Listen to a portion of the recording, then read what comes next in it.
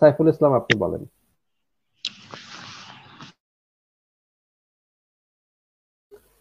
সাইফুল ইসলাম আপনাকে যুক্ত করেছে, আপনি বলেন। আপনি নিজেকে মিউট করে ফেলেছেন, আপনার কথা শোনা যাচ্ছে না। জি, আপনি শুনতে পাচ্ছেন? হ্যাঁ হ্যাঁ, শুনতে পাচ্ছি, বলেন। জি, আসলে আমি আপনাদের কথাবার্তা শুনি।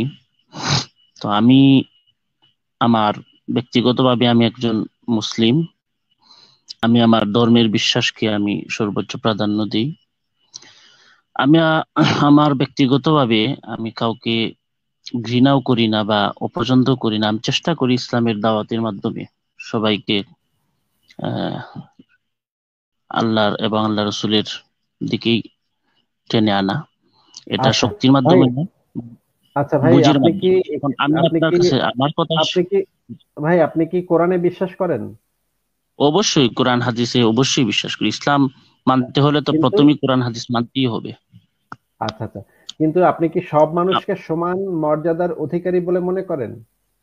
অবশ্যই মানুষ সর্বপ্রথম হচ্ছে মানুষ তার নিজস্ব অধিকার মানবতা নিয়ে বাঁচতে হবে, এটা ইসলামের মর্ম কথা। আপনি আচ্ছা আচ্ছা, দেখেন, ইসলামের মর্ম কথা আমি কিনা বলেছি, আপনাকে আমি জিজ্ঞাসা, ভাই আপনাকে আমি সেটা জিজ্ঞাসা করি নাই, আপনাকে আমি আমি আমার জাস্ট যেটা জিজ্ঞেস করি সেটা একটু বলেন আমাকে আগে, তারপর আমি আপনার সাথে মূল আলোচনাতে যাব। আগে আপনি আমাকে একটু বলেন যে ভাই, আপনি যতটুকু মানুষ হিসেবে যতটুকু সম্মান এবং মর্যাদার অধিকারী, একজন হিন্দু বা একজন ইহুদি বা একজন খ্রিস্টান, একজন বৌদ্ধ বা একজন নাস্তিক, এরাও তো সেই ততটুকুই মানবিক মর্যাদা এবং সম্মানের অধিকারী, নাকি ভাই?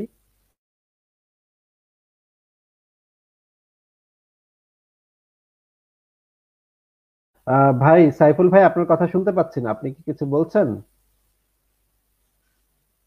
সাইফুল ইসলাম ভাই, আপনার কথা কিন্তু আমি শুনতে পাচ্ছি না।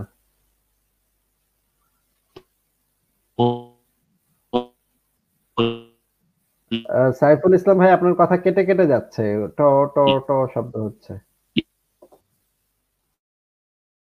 না, ওনার তো লাইনটাই কেটে গেল। ওনার আহ, ওনার সাথে তো কথা হলো না। আচ্ছা, ওনার সাথে একটু কথা বলতাম। উনি তো সাইফুল ইসলাম ভাই, আপনি যদি শুনে থাকেন তাহলে আপনার লাইনটা কেটে গেল, আপনার বোধহয় ইন্টারনেটটা খারাপ হয়ে গেছে। আপনি আবার একটু যুক্ত হন, আমি কিছুক্ষণ অপেক্ষা করি আপনার জন্য, কারণ একটা আলোচনা শুরু করেছিলাম। এখন যদি আলোচনাটা এভাবে নষ্ট হয়ে যায় তাহলে একটু সমস্যা। আপনি যদি আশেপাশে থাকেন, আপনি যদি শুনে থাকেন আমাদের কথা, তাহলে আরেকবার ঢুকে যান, আরেকবার চলে আসেন। আহ আচ্ছা, আবার এসছেন সাইফুল। সাইফুল ইসলাম ভাই, আপনি কি এখন শুনতে জি, পাচ্ছেন? জি, জি, এখন শুনতে পাচ্ছি। জি, জি, বলুন। আপনি কি বলতে আচ্ছা, চাচ্ছিলেন এখন বলুন। হ্যাঁ সাইফুল ভাই, আমি আপনাকে একটা প্রশ্ন করেছিলাম, আপনি কি প্রশ্নটা শুনতে পেয়েছিলেন? জি না, ওইটা আমি শুনি নাই, এখন বলেন। আচ্ছা, আমি আপনাকে জিজ্ঞাসা করেছি যে আপনি কি মনে করেন যে হিন্দু হোক, মুসলিম হোক, খ্রিস্টান হোক, ইহুদি হোক, নাস্তিক হোক, আস্তিক হোক, পৃথিবীর সমস্ত মানুষের তো সমান মর্যাদা এবং অধিকার থাকা উচিত, তাই না ভাই? অবশ্যই, অবশ্যই মানুষ হিসাবে যেমন কোরআন শরীফে আল্লাহ বলেছেন লাকুম দিনুকুম ওয়ালিয়া দিন। এটার অর্থ হচ্ছে যে তুমি তোমার ধর্ম মানে প্রত্যেকটা মানুষ তার নিজস্ব বিশ্বাসকে লালন করবে। এখন ইসলাম কারো গায়ে পড়ে কাউকে জোর করে ধর্মান্তরিত বা ধর্মের দিকে টেনে আনা এটা সমর্থন করে না। আচ্ছা আচ্ছা, ঠিক আছে। আমাদের সাথে অমিত ভাই এসেছেন, অমিত ভাই আপনাকে স্বাগতম। সাইফুল ভাই, আপনিও কিছুক্ষণ নিশ্চয়ই থাকবেন। অমিত ভাই বলেন, অমিত ভাই। থ্যাংক ইউ আসিফ ভাই, অসংখ্য ধন্যবাদ যুক্ত করার জন্য। Thank you. হ্যাঁ অমিত ভাই, আমরা একটা আলোচনাতে ঢুকে পড়েছি সাইফুল ভাইয়ের সাথে। সাইফুল ভাইকে আমি কয়েকটা জিনিস একটু দেখাবো। আচ্ছা আসিফ ভাই। শুরুতে আমি একটু সাইফুল ভাইকে একটা প্রশ্ন করেছিলাম না, সাইফুল ভাই খুবই চমৎকার উত্তর দিয়েছেন। আমি খুবই খুশি যে সাইফুল ভাই একজন মানবিক মানুষ। উনি মনে করেন যে পৃথিবীর সকল মানুষ, যে সে যেই ধর্মেরই হোক, যেই লিঙ্গেরই হোক, আহ, সাইফুল ভাই, এটাও তো ঠিক নাকি যে সে যদি হিজড়া হয় বা সে যদি নারী হয়, তাদেরও তো সমান অধিকার, নাকি ভাই? সাইফুল ভাই, আপনি কি এটাও তো মনে করেন নাকি ভাই? সাইফুল ভাই, জি, বলুন। সাইফুল ভাই, আমি আপনাকে আরেকটা প্রশ্ন করেছি যে মনে করেন সে যদি হিজড়া হয়, একজন মানুষ যদি হিজড়াও হতে পারে, হিজড়া মানে হচ্ছে গিয়ে জি, ট্রান্সজেন্ডার হয়, বা ধরেন উম, বুঝতে পারছি, বলেন। বৈচিত্র্য বৈচিত্র্যময় লিঙ্গের অধিকারী হয়, তারাও তো সমান মর্যাদার অধিকারী, তাই না ভাই? কি অবশ্যই, বলেন? অবশ্যই, আচ্ছা, অবশ্যই।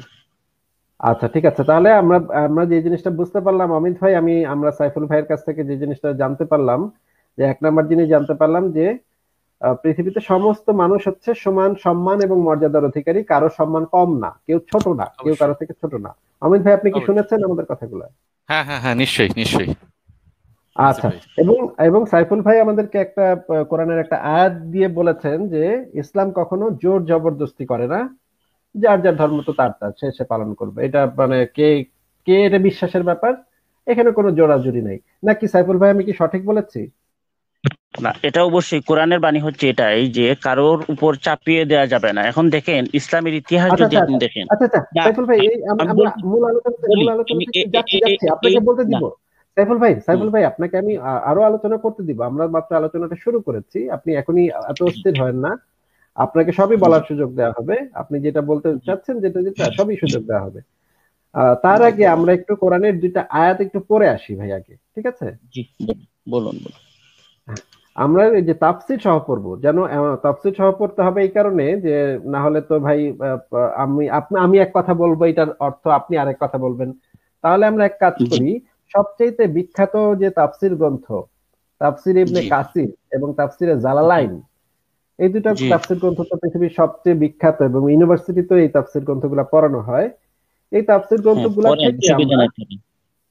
সরাসরি এই দুটা আয়াত দেখবো, আয়াতের অর্থগুলোও দেখবো, তাফসীরটাও দেখবো, শানে নজুল দেখবো, কেন নাজিল হয়েছে, কি এটার কারণ কি, এটার মানে কি, সব দেখবো। ঠিক আছে ভাই? জি, জি, দেখুন, বলুন। আচ্ছা, তাহলে দেখেন, আমি আপনাকে প্রথমে দেখাচ্ছি সূরা আনফালের 55 নম্বর আয়াত। ভাই, আপনি কি জি, 55 নম্বর আয়াতটা আমাদেরকে একটু পড়ে শোনাবেন? দেখা যাচ্ছে স্ক্রিনে? না, আপনি পড়ুন। আপনি একটু পড়ে আমাদেরকে শোনান ভাই, তাহলে ভালো হয়।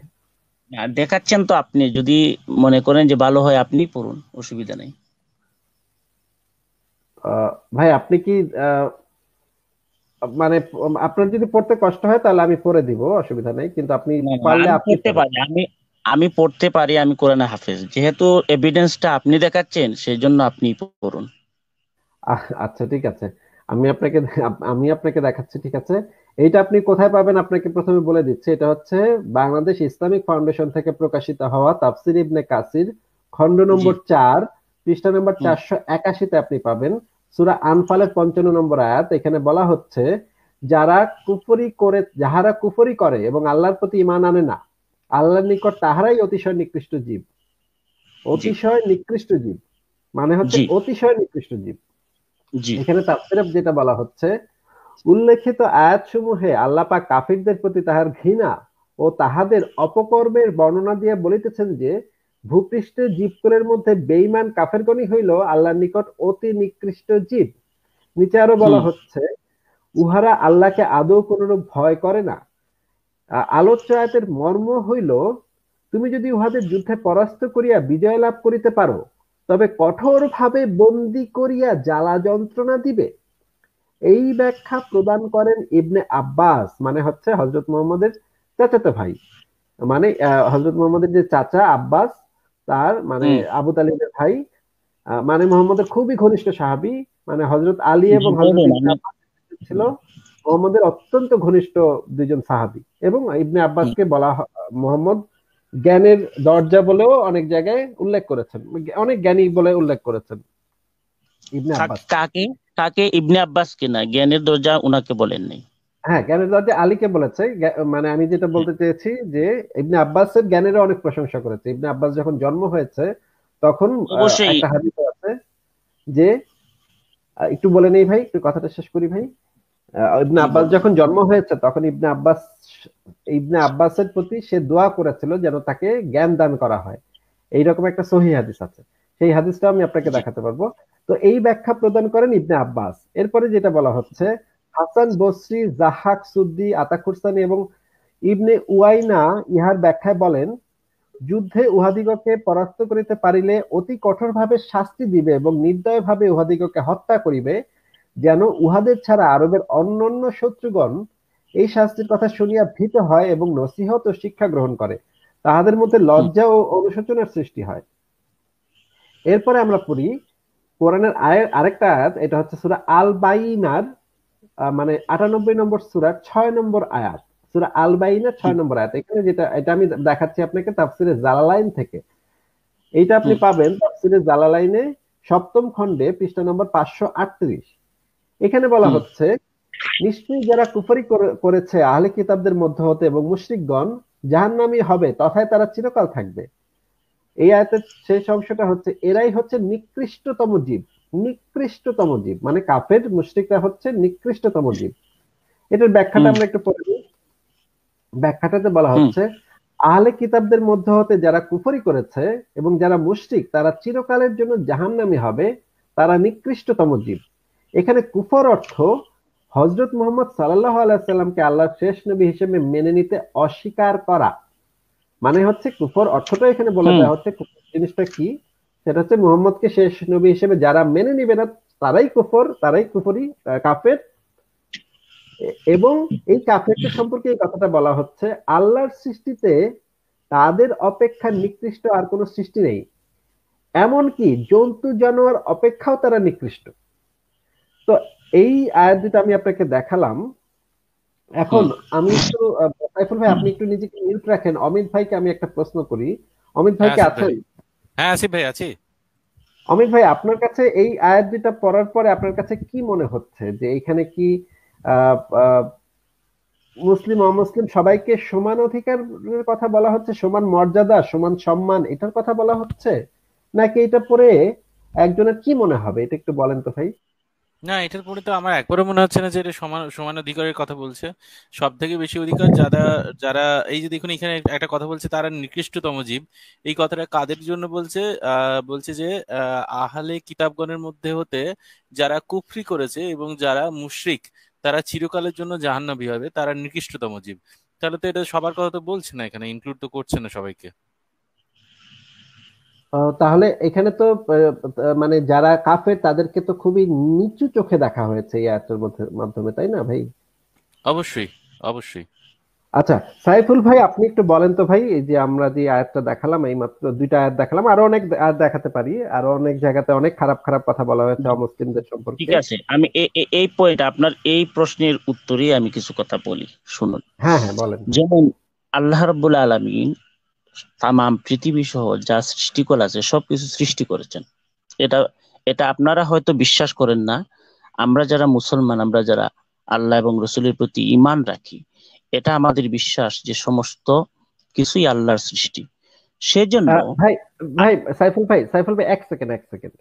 না, আপনি আমাকে দাঁড় এক করাচ্ছেন সেকেন্ড, না। আপনি না, না না আমি না, বলি, আপনি বলেন বলেন আমি যদি বলেন, বলতে চাই। একটা জিনিস মনে রেখে বললেন, একটা জিনিস মনে রেখে বললেন, আপনাকে আমি একটা জিনিস ধরায় দিই, আপনি বললেন, আপনাকে বলতে দিব, একটা জিনিস মনে রেখে বললেন। মনে করেন হিন্দুরাও কিন্তু একটা ধর্ম পালন করে, এবং আমি সব হিন্দুরা, না, আপনি একটা ভাই পয়েন্টের পরে আরেকটা পয়েন্ট আনবেন। একটু আমি বলি, আপনি এত সময় প্রশ্নই করেছেন বা আলোচনা করেছেন আরেকজন ভাইয়ের নামটা আমি দেখতে পাচ্ছি না, এই জন্য বলতে পারলাম না। তো যাই হোক, ওনার সঙ্গেও আপনি আলোচনা করেছেন, আমি কোনো কথা বলি না, আমি তো শুনতেছি। আপনিও আমাকে বলতে দিন, এরপরে আপনি আবার পাল্টা প্রশ্ন আচ্ছা আচ্ছা করবেন। ঠিক আছে, আচ্ছা ঠিক আছে, বলেন এই বলেন। বিষয়ে আমি বলতে চাচ্ছি, আমরা যারা ইমানদার, আমরা যারা ইসলামে বিশ্বাস করি, আল্লাহ এবং রসুলের প্রতি ইমান এনেছি, আমাদের বিশ্বাস এবং আমাদের ধর্মগ্রন্থ কোরআন এবং হাদিস এর মাধ্যমে আমরা যা পেয়েছি, আল্লাহ রাব্বুল আলামিন সমস্ত পৃথিবী সৃষ্টি করেছেন। এর ভিতরে যা কিছু আছে, এখানে প্রাণী বলেন অথবা গাছপালা পশু পাখি যাই বলেন, সবকিছু আল্লাহ সৃষ্টি। এখন একজন দুনিয়ার দিক থেকে একটা প্রশ্ন, মানে আমি পাল্টা একটা প্রশ্ন করতেছি আপনাকে। মনে করেন আমি একজন বা আপনি একজন চাকরিজীবী, আপনি একটা অফিসে চাকরি করেন, অথবা আপনি একজন মানুষের অধীনস্থ। আপনাকে যে কারিকুলাম দিবে, আপনাকে যে সিস্টেমেটি দিবে, এই সিস্টেমেটি মেনটেন করেই কিন্তু আপনি চাকরি করতে হবে। আল্লাহ রব্বুল আলামিন ঠিক তেমনি, আমি সংক্ষেপে বলছি, আল্লাহ রব্বুল আলামিন ঠিক তেমনি মানব জাতিকে সৃষ্টি করেছেন আল্লাহর দাসত্বের জন্য, গোলামির জন্য। এখানে আল্লাহর দাসত্ব বলতে আল্লাহ যা কিছু করতে বলেছেন এটা পালন করার জন্য, আল্লাহ যা কিছু নিষেধ করেছেন এটা থেকে বিরত থাকার জন্য। এরপরে আল্লাহ মানুষকে দেমাগ দিয়েছেন, ব্রেন দিয়েছেন, জ্ঞান দিয়েছেন, ইলিম দিয়েছেন। সব কিছুর মাধ্যমে আল্লাহ বুঝার তৌফিক দিয়েছেন প্রত্যেকটা মানুষকে, কোনটা ভালো কোনটা খারাপ, কোনটা ঠিক কোনটা ঠিক না, কোনটা ভালো কোনটা ভালো না, এগুলাই যে তারতম্য, এগুলা বুঝার একটা দেমাগ আল্লাহ দিয়েছেন প্রত্যেকটা মানুষকে। এত কিছু দেওয়ার পরেও যখন মানুষ, এত কিছু পাওয়ার পরেও যখন মানুষ তার রবের, তার সৃষ্টিকর্তার পালন হুকুম সমূহ বা তার সৃষ্টিকর্তার দেয়া কাজটা, অথবা আপনি দুনিয়ার দিক থেকে যদি মনে করেন যে তার বসের দেয়া কাজটা হুবহু পালন করে না, তখন সে অকৃতজ্ঞ, এবং তখন সে একটা কি বলে এটা, পশুর মতোই, নিকৃষ্ট, নিকৃষ্ট জীব। অবশ্যই মানে আপনি, নিকৃষ্ট। কারণ আচ্ছা আচ্ছা ঠিক আছে ভাই, এখন এখন আমার কথা হচ্ছে যে আপনাকে শুরুতে যখন জিজ্ঞাসা করলাম তখন কিন্তু আপনি এটা বলেন নাই ভাই, তখন না, কিন্তু আপনি আমি বলেছিলেন, আমি কোন ভাই আপনার ভাই ভাই কোনটা বলেছি ভাই, আমি, এখন আমি কথা না বলছি, আমি এটা বলি, এখন এখন আমি আপনার কথা বলছি না কোন, ভাই, এখন আমি কথা বলছি না ভাই, এখন আমি কথা, আমাকে জি একটু বলতে বলুন দেন ভাই, বলুন আপনি বলুন আবার বলুন বললেন, অসুবিধা বলুন, নেই, আপনি আবার বললেন, আপনাকে আবার জি দিব।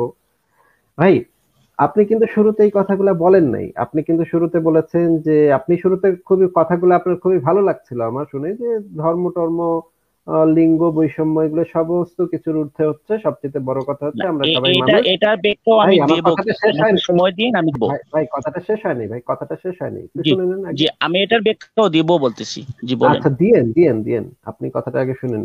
তো আপনার প্রথম কথাগুলো শুনে তো আমার খুবই ভালো লাগতেছিল যে আপনি একজন মানবিক মানুষ, আপনার মনে মানে মনুষ্যত্ব আছে, সব মানুষকে আপনি সমান চোখে দেখেন, কাউকে ছোট ভাবেন না, কাউকে খারাপ, নিকৃষ্ট জীব, কুত্তা বিলের থেকেও খারাপ এইগুলা ভাবেন না আপনি। আমি তো ভাবলাম যে, আপনি তো শুরুতে ভাবছিলাম যে আপনি একজন মানবিক মানুষ, কিন্তু এখন দেখতেছি যেই হুম। কোরআনের আয়াতটা আপনাকে দেখালাম এবং তাফসীরটা পড়ে শোনালাম, সেই আপনি তখন আপনার মানে মোরাল স্ট্যান্ডার্ডটা ডাউন হয়ে গেল হঠাৎ করে। এখন আপনি বলতেছেন যে এখানে ঠিকই লেখা আছে, আসলেই তো ঠিকই আছে, আল্লাহ পাক ওগুলোরে ওই হিন্দুগুলারে বানাইছে, কিন্তু হিন্দুগুলা এত বেঈমান, এত বদমাইশ, ওরা আল্লাহরে মানে না, এই কারণে আল্লাহ পাক ওদেরকে ঠিকই কইছে ভাই, মানে একদম না, খাঁটি কথা কইছে, এটা ওরা তো আপনার একেবারে কুত্তা ব্যাখ্যা, এটা বিলের থেকে আপনার খারাপ। ব্যাখ্যা। আমি ভাই কিন্তু আমার, এইরকম ভাই ব্যাখ্যা ভাই আমি আপনি করি কথার নাই। মাঝখানে ভাই আপনার আপনি আমার কথার মাঝখানে বারবার হ্যাঁ কথা বলেন ইন্টারাপ্ট বলেন, করবেন, বলতে থাকেন। ইন্টারাপ্ট কিন্তু করলে আসিফ আপনাকে ভাই, আমি এটা উত্তর দিব। আসিফ ভাই এটা কিন্তু আপনার ব্যাখ্যা নয়, উনি কিন্তু এই কথাটাই বলেছেন, এইটা আপনি কিছু এক্সট্রা বলছেন না, উনি এই কথাটাই বলেছেন যে যারা ইয়ে মানে না তাদেরকে এরকম করাটাই উচিত, যারা বসের কথা মানে না তাদেরকে এরকম করাটাই উচিত, উনি কিন্তু এই কথাটা বলেছেন আসিফ ভাই। অমিত ভাই এই কথাগুলো কিন্তু আমি ব্যাখ্যাটা দিচ্ছি না, উনি ওনার কথাগুলো কিন্তু আমি বলছি, তাই না অমিত ভাই? আমি কি বলছি একটাও কথা? অবশ্যই আসিফ ভাই, না ওনারই কথা এটা। মানে উনি প্রথমে এসে বললেন যে মানে সব মানুষ সমান, সমস্ত মানুষের সম্মান সমান, সমস্ত মানুষের মর্যাদা সমান, কারোর কার সাথে কারোর কোনো পার্থক্য নাই, ভাই ভাই সবাই, হিন্দু মুসলমান ভাই ভাই, বৌদ্ধ খ্রিস্টান ভাই ভাই, নাস্তিক আস্তিক ভাই ভাই, না সবাইকে ভাই ভাই আমি বলি নাই, হিন্দু মুসলিম ভাই ভাই এই কথাটা আপনি এখন বলতেছেন। ঠিক আছে, এই এটা কিন্তু কথাটা আমি আমাদের বলতেছি, ধর্মে, ঠিক আছে, না আমি ঠিক আছে, বলি ঠিক আছে, এই কথাটা হিন্দু আমি মুসলিম বলতেছি ভাই, ভাই আমি ভাই আপনার, এটা ধর্মীয় ভাই কথা নয়, আমি আপনার কথার, সামাজিক আমি কথা আপনার হতে কথার, পারে। ভাই আমি আপনার কথার একটা জিস্ট বের করে বলতেছি, আমি যে আপনার এক্সাক্ট হ্যাঁ বলেন কথাটাই বলেন, বলতে হবে না, আপনার কথার একটা জিস্ট বের করেছি, মানে আপনার মূল হ্যাঁ বলেন। ভাবটা এরকম ছিল, ঠিক আছে। কিন্তু এই যে কোরআনের আয়াতটা দেখালাম, সেই আপনি পটাশ করে একটু নিচে নেমে গেলেন, এখন আপনি বলতেছেন যে ঠিকই আছে, এই আয়াতগুলা ঠিকই আছে, আয়াতগুলোতে কোনো সমস্যা নাই, এই যে হিন্দুগুলা এরকমই তো, ওরা তো মূর্তি পূজা করে, ওদের তো, ওরা তো আল্লাহরে মানে না, আল্লাহর কথা মানে না, আর নবীকে শেষ নবী বলে মানে না, তাহলে তো ওদেরকে বলতেই হবে, ওরা তো ঠিকই বলছে কুত্তা বিলের থেকে খারাপ, জন্তু জানোয়ার থেকে নিকৃষ্ট, ঠিকই বলছে। তো আপনি এখন, এখন আমরা বুঝতে পারলাম আপনার দৃষ্টিতে মুসলমান বাদে অন্য ধর্মের মানুষেরা হচ্ছে এই কোরআনের এই আয়াত অনুসারে কুত্তা বিলাই থেকেও খারাপ, শুয়ার মানে ইসের থেকেও খারাপ জীব। কারণ কি? কারণ হচ্ছে তারা আপনার ধর্মটাকে তারা মানে না, বা আপনার ধর্মটাকে তারা বিশ্বাস করে না। আচ্ছা অমিত ভাই, আহ ধরেন কাল, আপনি তো একটা হিন্দু পরিবারে জন্মগ্রহণ করেছেন, আপনি নিজে একজন নাস্তিক, কিন্তু আপনি তো একটা হিন্দু পরিবারে জন্মগ্রহণ করেছেন। মনে করেন এই যে আমাদের এই সাইফুল ভাই যদি একটা ভারতের একটা হিন্দু পরিবারে জন্মগ্রহণ করত, এবং তার ধর্মগ্রন্থে যদি এরকম লেখা থাকতো যে মুসলমানরা হচ্ছে নিকৃষ্ট জীব, মুসলমানরা হচ্ছে ব্রহ্মাকে মানে না, বিষ্ণুকে মানে না, শিবকে মানে না, কালীকে মানে না, রামকে মানে না, কাউকে মানে না, যেহেতু এরা মানে না সেহেতু এরা হচ্ছে কুত্তা বিলাই থেকেও খারাপ, কুত্তার থেকে অধম, এরকম একটা কথা যদি লেখা থাকতো হিন্দু ধর্মে, এবং এই সাইফুল ভাই তো তখন সেটাই বিশ্বাস করতো যে মুসলমানরা, কারণ তা এখন যেরকম সাইফুল ভাই একটা মুসলিম পরিবারে জন্মগ্রহণ করেছেন, বাংলাদেশের একটা মুসলিম পরিবারে নিশ্চয়ই উনি জন্মগ্রহণ করেছেন। উনি ছোটবেলা থেকে এইভাবেই বড় হয়েছেন যে কোরআন এবং হাদিসে বিশ্বাস করে, ইসলামে বিশ্বাস করে। হিন্দু পরিবারে জন্মগ্রহণ করলে তো তিনি একইভাবে হিন্দু ধর্মে বিশ্বাস করতেন, এবং হিন্দু ধর্মের ওই কেতাবে যদি লেখা থাকতো যে মুসলমানরা হচ্ছে নিকৃষ্টতম জীব, কুত্তার থেকে খারাপ, তাহলে তো তিনি সেটাই বিশ্বাস করতেন। এবং অমিত ভাই, তখন কিন্তু তিনি একই ধরনের যুক্তি দিতেন যে আরে ওই মুসলমানরা তো, ওরা তো আমাদের ব্রহ্মারে মানে না, ওরা তো আমাকে রামরে মানে না, ওরা তো আমার কৃষ্ণরে মানে না, ওরা আমার দুর্গারে মানে না, ওরা কত খারাপ, ওরা মানে কি একটা আজগুবি আল্লাহ ফাল্লা কাল্লা এগুলো মানে। কি দেখছো ভাই, মানে আমাদের এই পৃথিবীটা বানাইলো দুর্গা, আমাদের এই পৃথিবীর বানাইলো ব্রহ্মা, শিব, বিষ্ণু, কৃষ্ণ, রাম, এরা সবাই, এরা এরা এরা করলো সব কাজ। আর এই এই এই যে এই কুত্তার থেকেও খারাপ এই লোকটা কি করলো, এই যে মুসলমানরা যারা হচ্ছে কুত্তার থেকেও খারাপ, এরা মানে কোথাকার কোন আল্লাহ ফাল্লা কাল্লা। অমিত ভাই, এরকম ঘটনা ঘটতে পারতো না? নিশ্চয়ই ঘটতে পারতো। আচ্ছা আসিফ ভাই, একটা জিনিস দেখাবো, একটা স্ক্রিনে একটা জিনিস দেখাবো। হ্যাঁ হ্যাঁ, দেখেন। আচ্ছা দেখি সাইফুল, এইটা এইটা দেখাই। আচ্ছা সাইফুল ভাই, এই যে স্ক্রিনে একটা ছবি দেখা যাচ্ছে, এদেরকে চেনেন? সম্ভবত এরা কোনো প্রজাতি হবে কোনো দেশের। আন্দামান নিকোবরের খুব বেশি দূর না আপনার থেকে। হ্যাঁ, আন্দামান নিকোবরের প্রজাতি এরা, দেখছেন এই যে ছোট ছোট দেখা যাচ্ছে জি এরা। এরা জি। এরা কতদিন ধরে এখানে আছে জানেন? এরা মোটামুটি ধরুন আজ থেকে আমাদের ওই স্টোন এজের সময় থেকে এরা আলাদা হয়ে যায়। হ্যাঁ, তো এদের কোনো রকম শিক্ষা হুম, দীক্ষা এই সমস্ত কিছুই নেই। তা এরা মোবাইল ফোন টোন কিছুই ব্যবহার করতে জানে না, ঠিক আছে? তো এরা ইসলাম সম্পর্কে কিছুই জানে না, এখনো ধরুন ওই 1400 বছর বাদেও ইসলাম সম্পর্কে এরা কিছুই জানে না।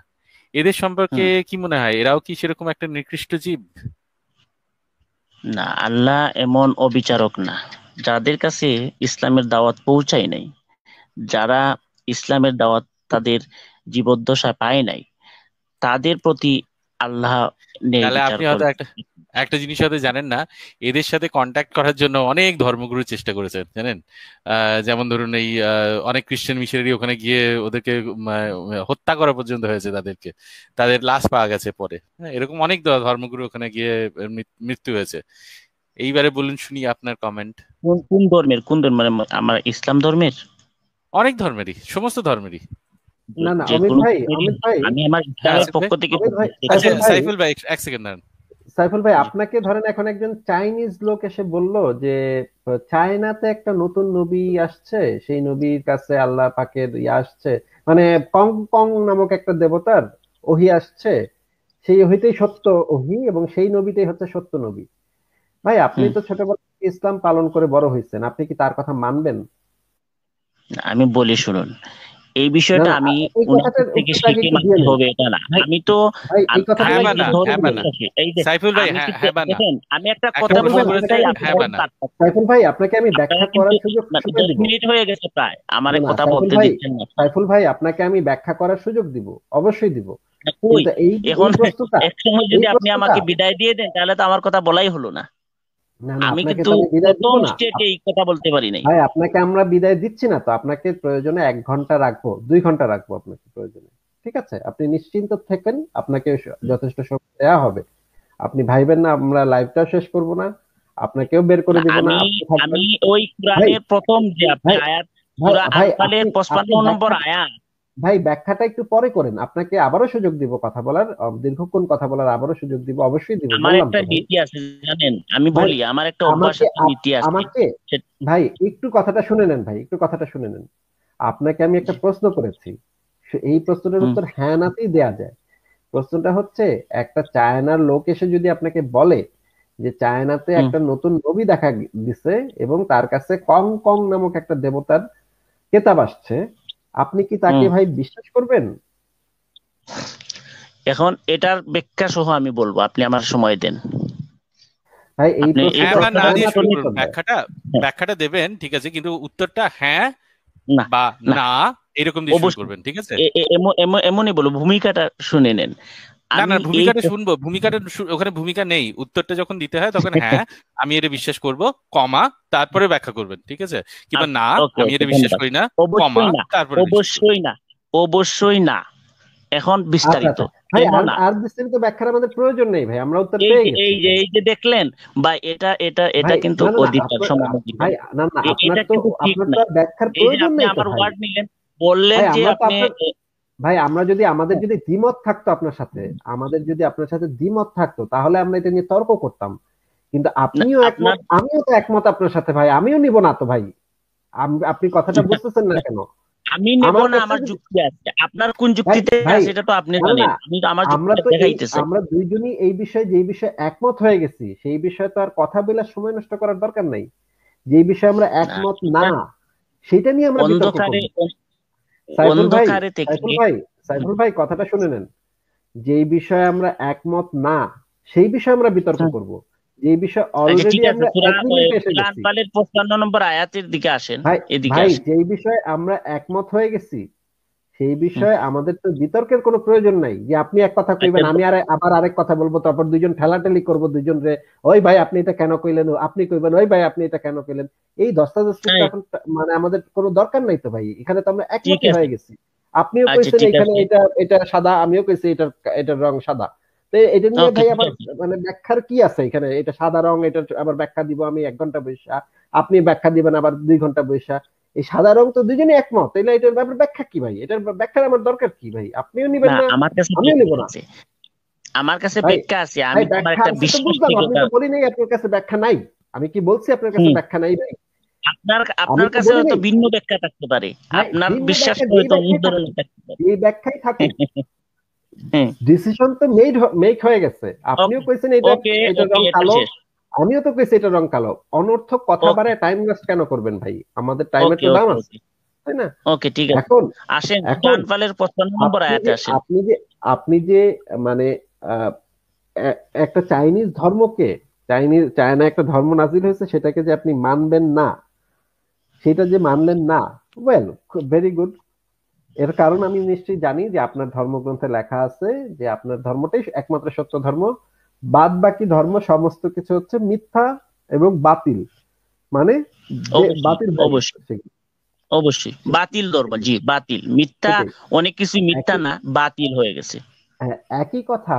পৃথিবীতে ধর্ম আছে হচ্ছে 4200টা, একই কথা বাদ বাকি সব ধর্মেই লেখা আছে, যে প্রত্যেকটা ধর্মেরই কথা হচ্ছে এই ধর্মটাই সত্য, এই ধর্মটাই শেষ, এই ধর্মটাই আদি, এই ধর্মটাই শেষ, এই ধর্মটাই একমাত্র শাশ্বত, এই ধর্মটাই অনাদি, অনন্তকাল, বাদ বাকি যা আছে সব মিথ্যা।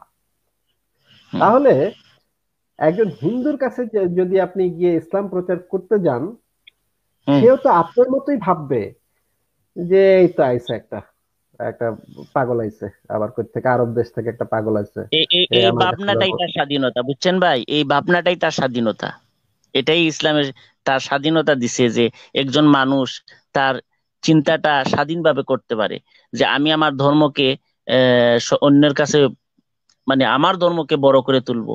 এটা তার বিশ্বাস, এটা তার করতেই পারে, এটা তার তার অভিব্যক্তি, এটা মানে তুলেই ধরতে পারে, এটা অসুবিধা নাই তো।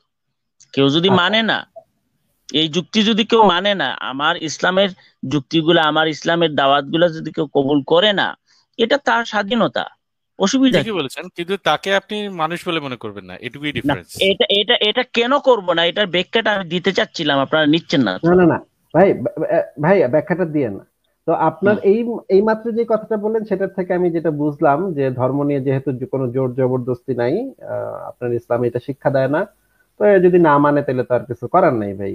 হিন্দু ব্যক্তিরা আপনি দাওয়াত দিচ্ছেন, এ মানে নাই, আপনি চলে আসবেন, এটাই তো নাকি ভাই? অবশ্যই অবশ্যই। আচ্ছা, এখন আমি আপনাকে একটা তাহকিকৃত সহিহ হাদিস দেখাচ্ছি, অনেকগুলো হাদিস দেখাবো আপনাকে, কোনো সমস্যা নেই। একটা দেখাচ্ছি, এই মুহূর্তে একটা দেখাচ্ছি।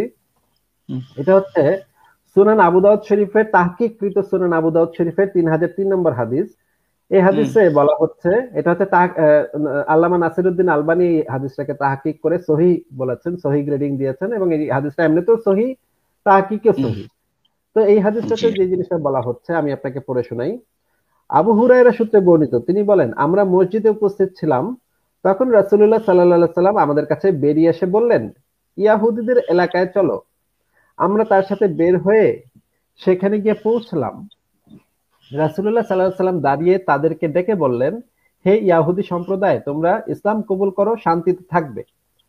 অমিত ভাই শুনেন, রাসূলুল্লাহ সাল্লাল্লাহু আলাইহি সাল্লাম দাঁড়িয়ে তাদেরকে ডেকে বললেন, হে ইয়াহুদি সম্প্রদায় তোমরা ইসলাম কবুল করো, শান্তিতে থাকবে। তারা বলল, হে আবুল কাসিম। আবুল কাসিম মানে হচ্ছে মুহাম্মদের নাম, মুহাম্মদের প্রথম ছেলের নাম ছিল কাসিম, সেই হিসেবে সে হচ্ছে আবুল কাসিম। তারা বলল, হে আবুল কাসিম আপনি পৌঁছে দিয়েছেন। রাসূলুল্লাহ সাল্লাল্লাহু আলাইহি সাল্লাম তাদেরকে আবার বললেন, তোমরা ইসলাম কবুল করো, নিরাপত্তা পাবে। তারা বলল, হে আবুল কাসিম আপনি পৌঁছে দিয়েছেন। রাসূলুল্লাহ সাল্লাল্লাহু আলাইহি সাল্লাম তাদেরকে বললেন, এ দাওয়াত পৌঁছে দেয়াই আমার উদ্দেশ্য ছিল। তৃতীয়বারও তিনি একই কথার পুনরাবৃত্তি করে বললেন, অমিত ভাই এখন একটু মনোযোগ দিয়ে শুনেন, জেনে রাখো এই ভূখণ্ডের মালিকানা আল্লাহ ও তার রাসূলের। আমি তোমাদের এ ভূখণ্ড হতে বিতাড়িত করতে চাই। সুতরাং তোমরা কোনো জিনিস বিক্রি করতে সক্ষম হলে বিক্রি করো, অন্যথায় জেনে রাখো এ ভূখণ্ডের মালিক আল্লাহ ও তার রাসূল। হুম অমিত ভাই এই হাদিস থেকে আপনি কি বুঝলেন বলেন তো অমিত ভাই? তো এখানে বলছে যে দেখুন এখানে বলছে যে একে রীতিমতো ভয় দেখাচ্ছে, মানে কাইন্ড অফ হুমকি দিচ্ছে বলতে পারেন একরকম। মানে হুমকিটা হচ্ছে তোমরা যদি ইসলাম কবুল করো তাহলে শান্তিতে থাকবে, হ্যাঁ, না হলে ইসলাম কবুল করো তাহলে নিরাপত্তা পাবে। তিনবার বলল মোহাম্মদ। এরপরে বলল, তিনবার বলার পরে বলল, যেহেতু ওরা রিফিউজ করলো তার দাওয়াতটাকে, সেহেতু সে বলল এই ভূখণ্ডের মালিকানা আল্লাহ ও তার রাসূলের, মানে মুহাম্মদের। এই ভূখণ্ডের মালিকানা হচ্ছে মুহাম্মদের, মানে ওইখানে কিন্তু ইহুদিরা শত শত বছর ধরে ওইখানে থাকে, ওখানে বসবাস করে, এখানে ব্যবসা বাণিজ্য করে। এই ইহুদিদের ব্যবসা বাণিজ্য, ভিটা মাটি সমস্ত কিছু এখন থেকে মুহাম্মদের। মুহাম্মদ তাদেরকে এই ভূখণ্ড থেকে বিতাড়িত করতে চায়। সুতরাং কোন জিনিস বিক্রয় করতে সক্ষম হলে বিক্রয় করো, অন্যথায় জেনে রাখো এই ভূখণ্ডের মালিক আল্লাহ ও তার রাসূল। অমিত ভাই আপনার কাছে যদি শামীম ওসমান বা আপনার, মানে ধরেন ভারতে, আপনি ভারতে আছেন, ধরেন মানে নরেন্দ্র মোদীর কোন একজন গুন্ডা, নরেন্দ্র মোদীর দলের কোন একজন গুন্ডা এসে যদি আপনাকে বলে, হে অমিত তুমি বিজেপিতে যোগদান করো, নিরাপত্তা পাবে। হে অমিত তুমি বিজেপিতে যোগদান করো, শান্তিতে থাকবে। হে অমিত তুমি তিনবার বললো যে তুমি বিজেপিতে যোগদান করো, তাহলে ঠিকঠাক, সব ঠিকঠাক। আপনি তাদেরকে বললেন যে, হে মোদির সন্তান তোমরা, আমি তোমাদের, তোমরা আমার দাওয়াত পৌঁছে দিয়েছো, কিন্তু আমি তোমাদের দাওয়াত রিফিউজ করলাম। তিনবার বলার পরে সেই মোদির সন্তান আপনাকে বলল, মোদির পোলা আপনাকে বলল, জেনে রাখো অমিত, এই যে তুমি যে বাড়িতে থাকো, তুমি যে দোকানে দোকানদারি করো, বা তোমার যে দোকানপাট আছে, ব্যবসা বাণিজ্য আছে, এগুলো সবকিছুর মালিক হইল ভগবান এবং নরেন্দ্র মোদীর। এখন আমরা তোমাদেরকে এই ভূখণ্ড হতে বিতাড়িত করতে চাই। সুতরাং কোনো জিনিস বিক্রি করতে সক্ষম হলে বিক্রি করো, অন্যথায় জেনে রাখো এই ভূখণ্ডের মালিক হইল নরেন্দ্র মোদী এবং ভগবান। এখন এই কথাটাকে অমিত ভাই আপনি কি হিসেবে নিবেন? এটাকে কি হুমকি হিসেবে নিবেন নাকি এটাকে সাধারণ কথা হিসেবে নিবেন? অবশ্যই এটা তো একরকম হুমকি তো হলো, এটা তো রীতিমতো থ্রেটই দেওয়া হলো। হ্যালো, জি শুনতে পাচ্ছেন? হ্যাঁ, শোনা যাচ্ছে আপনাকে। আসিফ ভাই, এটা যে তো আমি রীতিমতো থ্রেটই দেওয়া হলো। হ্যাঁ, আপনাকে আমি যুক্ত করেছি আসিফ ভাই। জি জি জি বলুন। সাইফুল ভাই আপনি কি আমাদের এতক্ষণের কথা শুনতে পেয়েছিলেন? আমরা যে আমি হাদিসটা দেখিয়েছি। প্রথম দিকে শেষ দিকে হয়তো কয়েকটা শুনি নাই, প্রথম দিকে হাদিসের মর্ম কথাটা আমি শুনেছি। আচ্ছা, আসিফ ভাই, আমি উনি ওই অমিত ভাই, সময়টা হ্যাঁ যখন অমিত আপনি ভাই ইয়েতে বলেন। বলছিলেন না, যখন আপনি ওই এখন কি আপনি যে আমাকে মোদির বলতে বাচ্চা দিবেন? বলছিলেন, তখন ওইখানটা উনি কেটে গেছিলেন। আচ্ছা আচ্ছা, সাইফুল ভাই আপনি কি আমার আমার এবং অমিত ভাইয়ের এই কথাটা শুনেছিলেন? আমি যে বললাম যে মোদির কোনো মোদির যদি এসে অমিত ভাইকে এরকম হুমকি দেয় বিজেপিতে যোগদান করতে, তখন হুম সেটা কি হুমকি হবে নাকি সেটাকে দাওয়াত হবে ভাই? আচ্ছা, এটার বিস্তারিত আমি বলতেছি। এই হাদিসটা সম্পর্কে আমি প্রথম বলতেছি, আমি কিন্তু সূরা আনফালের 55 নম্বর আয়াতের ব্যাখ্যাটা করতে পারি না, এখন হাদিসেরটা করতেছি। এই যে হাদিসটা বললেন, এটা কোন প্রেক্ষিতে ঘটেছে এটার বিস্তারিত একটু শুনুন। আমর বিন উমাইয়া রাদিয়াল্লাহু তাআলা আনহু বীরে মাউনার ঘটনার ভাই সংবাদ ভাই নিয়ে যাওয়ার ভাই ভাই সময়, শুনেন, সাইফুল এটা ভাই, শুনুন আপনি। এটা কোন পরিপ্রেক্ষিতে ঘটেছে সেটা হ্যাঁ এখানে মোটেও প্রাসঙ্গিক না। না না না না প্রাসঙ্গিক না, হচ্ছে এই এখানে। কথাটা আপনি শুনতে হবে ভাই তো। শুনেন, ভাই আমি বলি ভাই একটা ভাই কথার যে পরিপ্রেক্ষিতেই আগেরটা হোক, এবং পরেরটা যদি আপনি না সাইফুল নেন, ভাই, না একটা, সাইফুল ভাই, সাইফুল ভাই, সাইফুল ভাই, আপনি জি, আমার কথা শুনে নেন আগে। যে কোনো পরিস্থিতিতেই কাউকে ধর্ম গ্রহণে বাধ্য করা, না ধর্ম না না, গ্রহণ বাধ্য না করার করলে, কথা এটা কোন পর্যায়ে এসে বাধ্য ধর্ম গ্রহণের বাধ্যকতা আসছে না তো এখানে। আপনি বলছেন যে হাদিসটার উল্লেখ আছে যে তোমরা চলে যেতে হবে, নতুবা তোমরা 3 বার দাওয়াত দিছেন, তাহলে নবী বলতেছেন তোমরা তাহলে তো গ্রহণ করো, মানে শান্তিতে থাকো। মানে হচ্ছে মোহাম্মদ তাদেরকে ধর্ম গ্রহণে বাধ্য করার চেষ্টা করলো, যখন দেখলো যে এ- তারা ধর্মটা গ্রহণ করছে না, তখন তাদেরকে আপনি তো বলল। নিজেই বলেছেন হাদিসে উল্লেখ আছে 3 বার নবীজি দাওয়াত দিয়েছেন, এরপরে বলছেন যে যদি তোমরা তা না করো তাহলে এখান থেকে চলে যেতে হবে, এই তো, এই কথাটাই তো। ভিটামাটি দখল করে নিচ্ছে মোহাম্মদ, তাদের ভিটামাটি জায়গা অবশ্যই। জমি দখল, এটা তো হুমকি ভাই। না, এটা কোন প্রেক্ষিতে এসেছে এটা একটু শুনুন, আপনি যেই তো প্রেক্ষিতে বলেছেন আসা, অনেক আপনি প্রশ্ন তাহলে করেছেন। রেফারেন্স দেন আমাদের কাছে, রেফারেন্স দেন যে অবশ্যই। যেই পরিপ্রেক্ষিত বলতেছেন সেটা বইটা এনে আমাদের সামনে দেখান ভাই। আচ্ছা আচ্ছা, এটা হচ্ছে আপনার হাদিসে আপনার আর রাহিকুল মাখতুম সফিউর এখনই বের রহমান। করে দেখান, এখনই বের করে দেখান ভাই, এখনই বের করে আমি দেখান তো আমাদের। এখান থেকে কিভাবে বের করবো এটা আমি জানা নাই, আপনি যদি ভাই চান ভাই তাহলে আপনি যে আমি রেফারেন্স, ভাই রেফারেন্স আপনি যে দিচ্ছি। রেফারেন্স দেখাতে পারবেন না সেটা বললেন না ভাই অবশ্যই। তাহলে। না, আর রাহিকুল মাকতুম আমি অনলাইন থেকে দেখছি, এই জন্য আমি বলতেছি আর রাহিকুল মাকতুম আচ্ছা, সফিউর রহমান মুবারকপুরি, মুবারকপুরি সিরাতে খাতামুল আম্বিয়া মুফতি শফি, এই 2টা বইয়ে উল্লেখ আছে, আপনি চাইলে দেখতে পারেন, অসুবিধা নেই, এখনই না আপনি দেখেন এটা সার্চ এটা এটা তো আপনাকে তো বের করে দেখাতে হবে আমাদেরকে, আমি যেভাবে আপনাকে দেখাচ্ছি এইভাবে, এই যে এটা। পৃষ্ঠা বই, বই শুদ্ধ বের করে দেখাচ্ছি, হাদিস গ্রন্থ বই বের করে দেখাচ্ছি, এইভাবে আমাকে দেখাতে হবে। তারপরেও আচ্ছা ঠিক আছে, ধরে নিলাম এই মুহূর্তে আপনি পারছেন না সেটা বের করে দেখাতে, না, আমি এটা কিন্তু পারতেছি না, এই কিন্তু অপশনটা কিন্তু আমার জানা নাই, এই ঠিক জন্য আমি আছে, ঠিক আছে, পারতেছি না। বুঝতে পেরেছি, বুঝতে পেরেছি, অসুবিধা নেই, আমি আমি আপনাকে আমি আরেকটা পড়ি, সুযোগ আপনি দিচ্ছি। শুনে নেন, না না আপনি না, মিলায় আরেকটা নেন। সুযোগ দিচ্ছি ভাই, আরেকটা সুযোগ দিচ্ছি, একটু শোনেন, কথাটা শোনেন।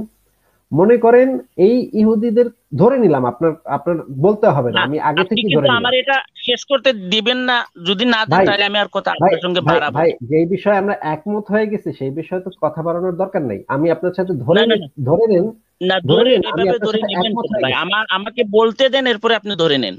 ভাই আপনি আপনি, আমাকে আমরা যে বলতে দেন। বিষয়ে একমত হয়ে গেছি সেই বিষয়ে তো টানা পেঁচাপেচির দরকার নেই, ঠেলাঠেলির দরকার নেই তো তার ভাই। মানে আপনি আমি তো, আপনি মেনে নিলেন যে নবীজি এখানে কোনো মানে কাউকে জোর না জবরদস্তি এমনি এমনি সেটা করেন আমি না, মেনে এখানে নিই, অনেক সেটা ঘটনা আমি আছে। মেনে নিই, এটা এটা আবার আপনি আমার উপর মুখে চাপাই দিলেন কথা ভাই, এটা না, আপনি আবার তাহলে আপনি ঠিক করে। শুনতে হবে, তাহলে না আপনি না না, শুনতে হবে ভাই। তাহলে ভাই আপনাকে তাহলে আমি মিউট করছি, আপনি কথা বুঝতেছেন না, আপনি আপনি আমাকে কথা আগাতেও দিচ্ছেন না, কথা বুঝতেছেনও না, আপনাকে আমি মিউট করে দিলাম এই কারণে। আমরা ধরে নিলাম, তর্কের খাতিরে ধরে নিলাম এই ইহুদিরা অত্যন্ত খারাপ কিছু কাজ করেছিল, অত্যন্ত জঘন্য কিছু কাজ করেছিল, মানে একদম মানে ধরেন মানুষ মেরে কেটে একদম একাকার করে ফেলেছে। কিন্তু তাহলে তাদেরকে ইসলাম কবুল করার আহ্বান কেন করবে? তাদেরকে তো করা উচিত হচ্ছে গিয়ে শাস্তি দেওয়া উচিত, সেই অপরাধ, সেই যে কাজটা করেছে, যে খারাপ কাজটা করেছে, সেই খারাপ কাজটা শাস্তি দেওয়া উচিত। ধর্ম কবুল করতে বাধ্য করা এবং ধর্ম কবুল না করলে একটা ভয় দেখানো যে তোমাদের ভিটামাটি জায়গা সম্পত্তি সব দখল করে নিব, সব আমার এখন থেকে, এইটা তো অন্যায়। অমিত ভাই আপনার কাছে কি মনে হয় ভাই, এরা যদি কোনো একটা অপরাধ করে থাকে তাহলে তো সেটার শাস্তি আছে, তাই না? অবশ্যই, অবশ্যই, এটা কিন্তু এটাতে মানে এরকমই ভয় দেখানো, এটা তো অবশ্যই একটা অন্যায়। মানে আমরা তর্কের ক্ষেত্রে ধরেও নিলাম সাইফুল ভাই যে এই জিনিসটা হয়তো বলতে চাচ্ছেন যে এই ইহুদিরা অনেক খারাপ ছিল, ভয়ঙ্কর একেবারে মোহাম্মদের মানে বউরে তুলে নিয়ে রেপ করে দিছিল, এইরকমও ধরে নিলাম আমরা, যে আয়েশাকে তুলে নিয়ে রেপ টেপ করে দিছিল, এরকম একটা ভয়ঙ্কর কাণ্ড ঘটাইছে, ধরে নিলাম তর্কের খাতিরে। হুম, তাতেও তো এই জিনিসটা জাস্টিফাই হচ্ছে না। মোহাম্মদ এসে তাদেরকে হ্যালো, বলতেছে, মোহাম্মদ এসে তাদেরকে বলতেছে ইসলাম কবুল করো, শান্তিতে থাকবে, ইসলাম কবুল না করো, এখানে নিরাপত্তা পাবে, আর যদি না আপনি করো শুনতে পাচ্ছেন না? তাহলে, তাহলে এই ভূখণ্ডের মালিকানা আল্লাহ এবং তার রাসূলের। এইটা তো ভাই এর এর এর সরাসরি threat। এখানে আর কি বিস্তারিত যেটা আছে এটা আপনি নিবেন না, এটা শুনবেন না? ভাই বিস্তারিত তো আমি তো অ্যাকসেপ্ট করে নিলাম আপনার, যে এটার পেছনে না, হয়তো আমি এখানে তো নবীজিকে এই, হত্যার পরিকল্পনা করা হয়েছে, এটা কিন্তু তাহলে আপনি তো সেটা, নিচ্ছেন না। তাহলে তো সেটার শাস্তি হবে তো ভাই, যে কোনো খারাপ এর কাজেরই কথা আমি বললাম, যে এরপরে যে কোনো শুনুন, খারাপ। নবীজি এই জায়গায় কেন গেলেন? শুধু কি ইসলামের দাওয়াত দেওয়ার জন্য গেছিলেন? না, উনাদের মধ্যে একটা বিচার, একটা মীমাংসা করতে গেছিলেন তাদের মধ্যেই। দুইজনের মধ্যে একটা সমস্যা হচ্ছিল, নবীজিকে নেওয়া হয়েছে যে আপনি আসেন এটা একটু মীমাংসা করে দেন। উনি গেলেন মীমাংসা করতে।